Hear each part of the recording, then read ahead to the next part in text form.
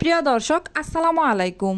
MS kitchen YouTube channel থেকে সবাইকে welcome জানিয়ে আজকের এপিসোডটি শুরু করছি। আমার আজকের এপিসোডে থাকছে কচু শাক ভাজি রেসিপি। চলুন তাহলে প্রথমে আপনাদের দেখিয়ে দিই এই কচু শাক ভাজির জন্য যে যে ইনগ্রেডিয়েন্টস লাগবে। প্রথমে আমি এখানে পেঁয়াজ কুচি নিয়েছি হাফ কাপ, আর নিয়েছি একটি বড় সাইজের রসুন 2 ফালি করে নিয়েছি, আরও একটি রসুন আমি কুচি করে কেটে নিয়েছি, দুইটা দুই পাশে দেখতেই পাচ্ছেন। আরও নিয়েছি এখানে কাঁচামরিচ ফালি 4টি। এবার নিয়েছি এখানে শুকনা মরিচ 3টি, শুকনা মরিচ আমি ছোট টুকরো করে কেটে নিয়েছি। আর লাগছে কালো জিরা আমি এখানে 1/4 টিস্পুন নিয়েছি স্বাদ মতো লবণ। এখানে আরও নিয়েছি আমি সয়াবিন তেল 1/3 কাপ পরিমাণ। এবার আমি চলে যাব এই কচু শাক ভাজি করার জন্য চুলায়।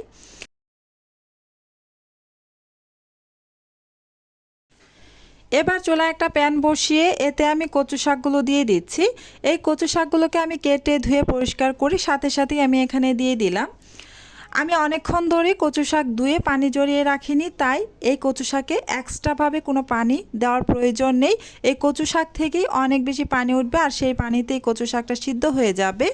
এবার আমি এতে স্বাদ মতো লবণ দিয়ে দিলাম, আর দিয়ে দিব রসুন কুচি। আমি একটি রসুন বড় সাইজের, সেই রসুনটাকে আমি কোয়াগুলোকে এক একটা কোয়া 2 ফালি করে নিয়েছি। আপনারা চাইলে আস্ত কোয়াও দিয়ে দিতে পারেন, এতে কোনো সমস্যা নেই, সিদ্ধ হয়ে যাবে কচু শাকের সাথে।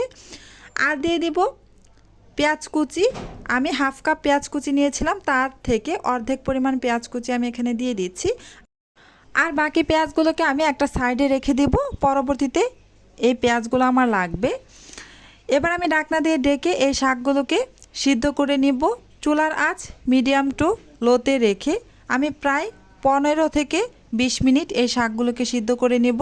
খুব ভালোভাবে সিদ্ধ করে নিতে হবে।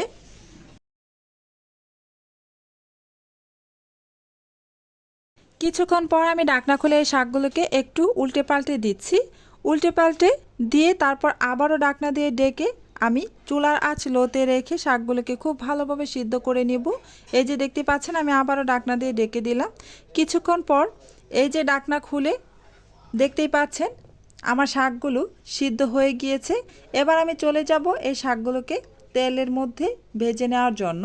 তাই চুলায় একটা কড়াই বসিয়ে গরম করে এতে আমি 1/3 কাপ পরিমাণ সয়াবিন তেল দিয়ে গরম করে 1/4 টিস্পুন কালো জিরা দিয়ে হালকা একটু ভেজে নিয়ে এতে আমি দিয়ে দিচ্ছি বাকি পেঁয়াজগুলো। আমি যে পেঁয়াজগুলো রেখে দিয়েছিলাম সেই পেঁয়াজ কুচিগুলো আমি এখানে দিয়ে দিয়েছি। এবার আমি এতে অ্যাড করে দিব রসুন কুচি। এখানে আমার একটি বড় সাইজের রসুন কুচি করে নেওয়া আছে, সেই রসুন কুচিগুলো দিয়ে দিলাম। সাথে দিয়ে দিলাম কাঁচামরিচের ফালি।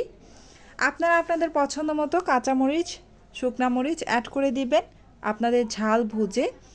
এবার আমি এতে শুকনা মরিচ 3টি দিয়ে দিলাম। এই শুকনা মরিচগুলোকে আমি ছোট ছোট টুকরো করে কেটে নিয়েছি। এবার নেড়ে চেড়ে গোল্ডেন ব্রাউন কালার করে ভেজে নিব।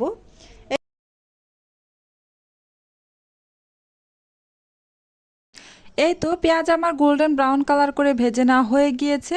এবার আমি এতে সিদ্ধ করে রাখা কচু শাকগুলোকে দিয়ে দিচ্ছি। সিদ্ধ করে রাখা সবগুলো শাক আমার দিয়ে দেওয়া হয়ে গিয়েছে। এখন আমি নেড়ে চেড়ে একটু মিশিয়ে নিচ্ছি। এবার অনবরত নেড়ে চেড়ে এই কচু শাকগুলোকে ভেজে নিতে হবে তেলের মধ্যে।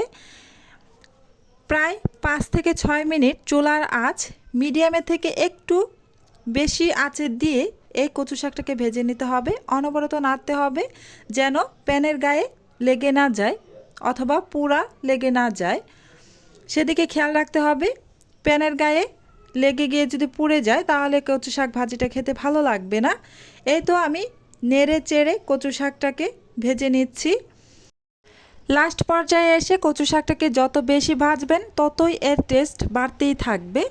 এই যে আমার কচু শাক ভেজে কমপ্লিট হয়ে গিয়েছে, আমি সার্ভ করে নিয়েছি। দেখতে পাচ্ছেন কত সুন্দর দেখা যাচ্ছে কালারটা, আর খেতেও বেশ মজাদার ছিল। এভাবে কচু শাক ভাজি করলে ভাতের সাথে অন্য আর কোনো পদ লাগবে না, এই শুধুমাত্র কচু শাক ভাজি দিয়েই অনেকগুলো ভাত খেয়ে নিতে পারবেন। আমার আজকের এই রেসিপিটি আপনাদের কাছে কেমন লেগেছে কমেন্টের মাধ্যমে জানাতে পারেন। আজকের মতো এখানেই বিদায় নিচ্ছি। আবারও দেখা হবে পরবর্তীতে কোনো নতুন রেসিপির সাথে। আসসালামু আলাইকুম ওয়া রাহমাতুল্লাহি ওয়া বারাকাতুহু।